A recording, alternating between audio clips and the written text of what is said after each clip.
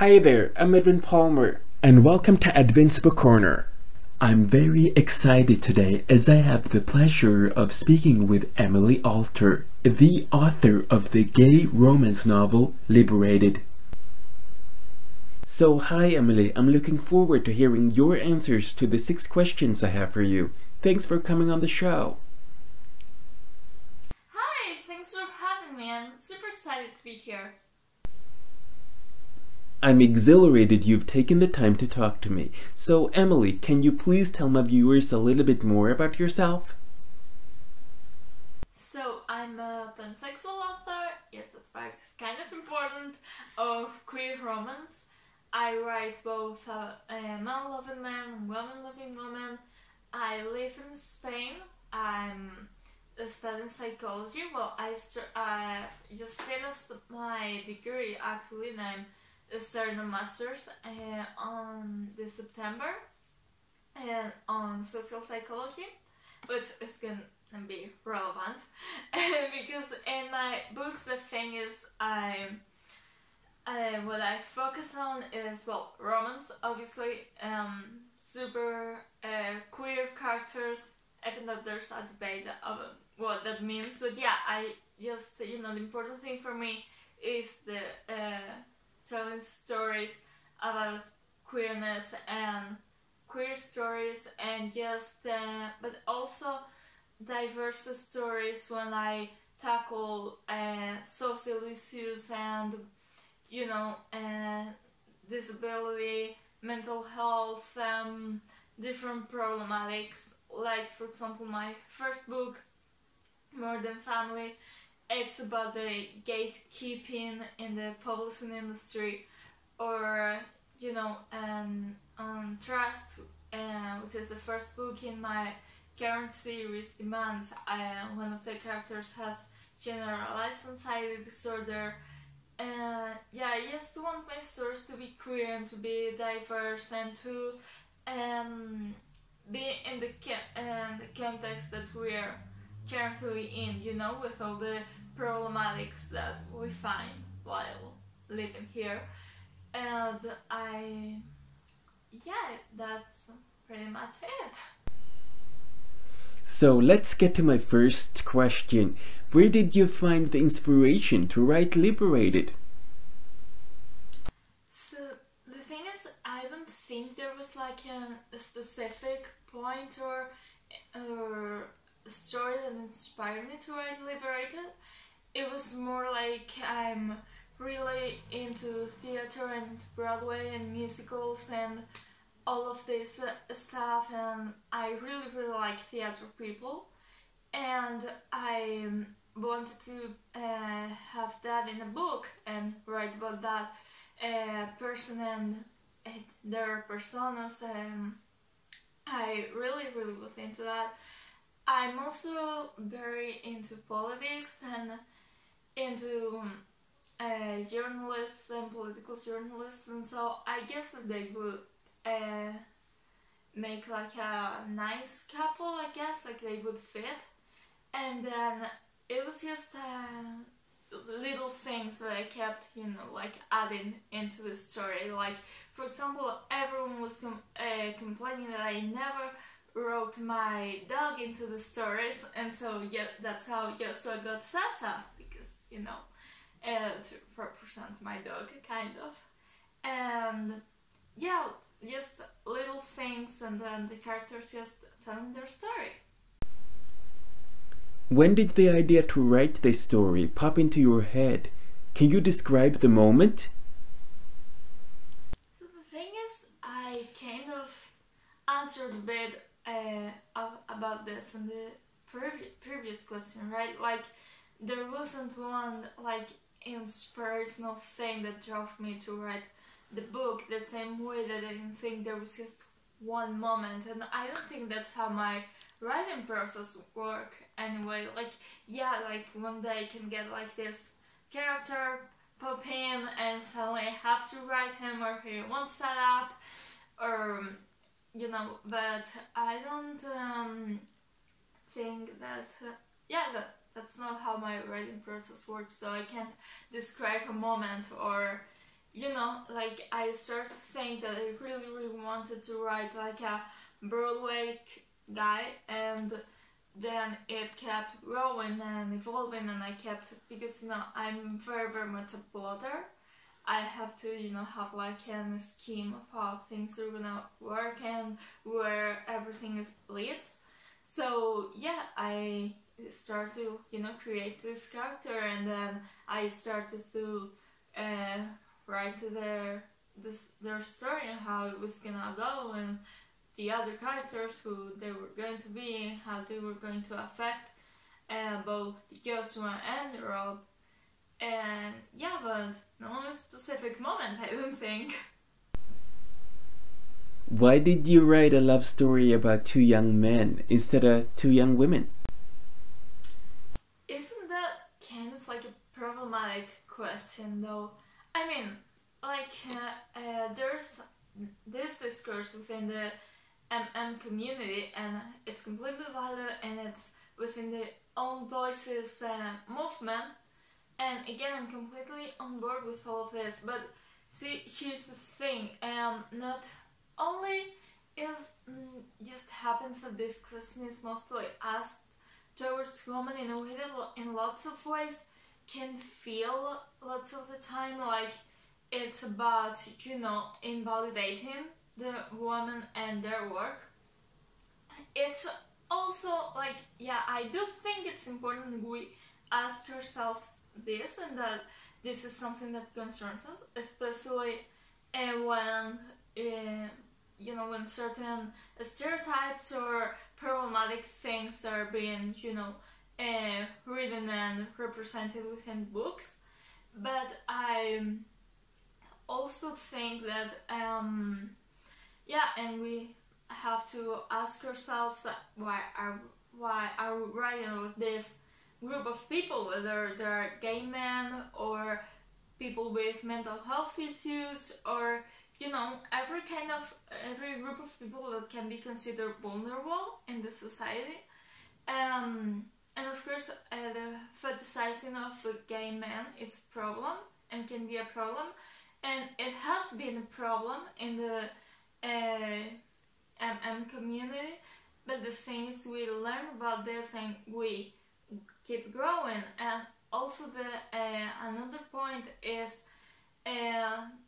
the question, as you have phrased it, implies that I'm only writing men loving men, which on the one hand there wouldn't be a problem with it necessarily, even if it was the case, but I do also write about woman loving woman. The thing for me as a queer author is that I write about queer relationships.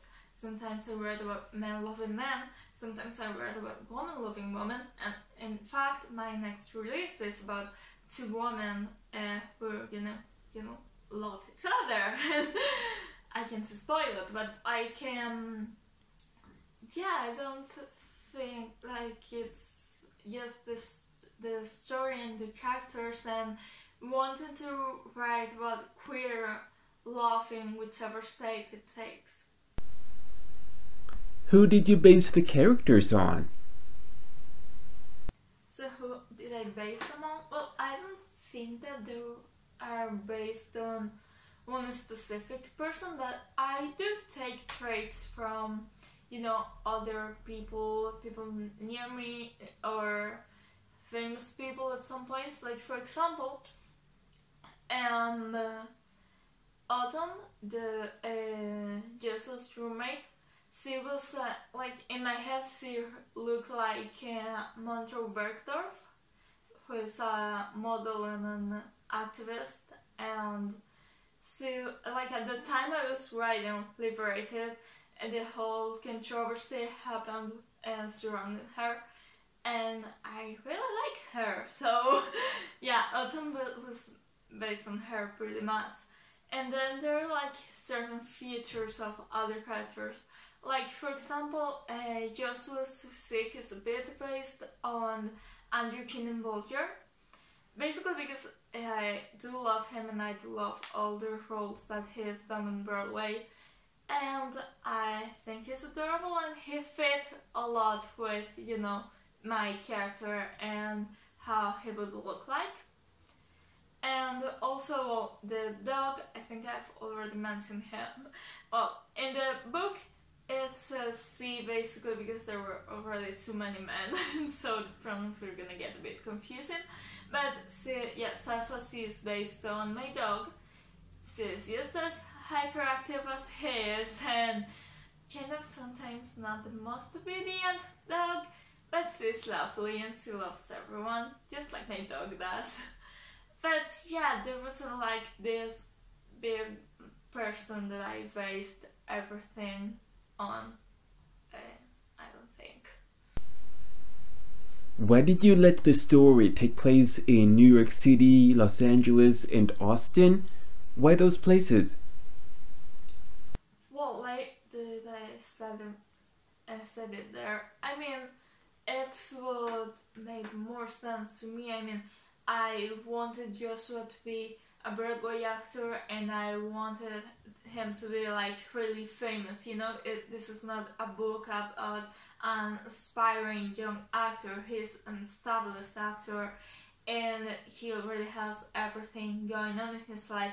And so, where are all the, you know, big Broadway actors in New York? You know, for obvious reasons. So that's why it's initially set there. And then Joshua does go to LA with a couple of friends of his. And the reason why he goes to LA, basically because his friends are also really famous and established as well. And I really like LA. And again, it's the other place where the famous people are. So that's basically it. And as for why it's set in Austin, I mean, I do like Austin, kind of, like, not as much as New York or LA, but basically I wanted Rob to be in a city that was obviously far away, far enough from New York that they didn't really consider, like, to, you know, keep their relationship going, and also a city that was big enough so that when Joshua toured around, you know, the US, it made sense that the whole show stopped there for a convention. And also I didn't want him to be in like a super homophobic place or a place known for being super homophobic. And Austin is known for having like a rather large LGBTQ plus population, so it just fit everything. And maybe I've just watched some documentary or some other thing with featuring Austin, Texas. But yeah, there wasn't, you know, like whole the story behind why I choose the places where the things happen. They just happen there. And my last question is, what would you like to tell young people who want to become authors?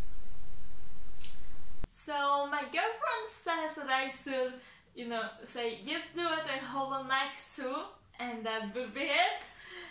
But I guess I have to, you know, elaborate more and give like a proper answer. So I mean, I've said the just, you know, keep writing, and I mean, it's not gonna be perfect at first because, you know, it never is. But you know, just trust in yourself and get surrounded by good beta readers and people who are gonna tell you when you're doing wrong or how to improve it. You know, like with my beta readers, I like them to, you know, point out all the flaws and all the things that they find in my books, obviously, but I also see that they also encourage and they also give positive feedback. And I think that with lots of young authors and newcomers, it's like a common thing, kind of, to, you know, the people is to tell them that it's not worth to publish yet, that they're not there yet. And the thing is, again, like if you take 99% of authors worldwide, their first book is not gonna be super great, right? And that's completely okay. Like, there's this culture where everything has to be perfect, and yeah, everything has to be completely mastered, whereas it's okay to write something that's not 110% perfect. Like, I think the important thing is that you write and that you like what you write, and that, you know, if you are super queer and you like all the queer stuff, even though maybe they tell you that the queer books don't sell as much, you just go and write that, and yeah, do your own thing. Those are great tips. Thank you. And Emily, again, thank you so much for taking your time to come on the show. It was great having you. Yeah, no problem. It was a pleasure to be here, so thanks again for having me.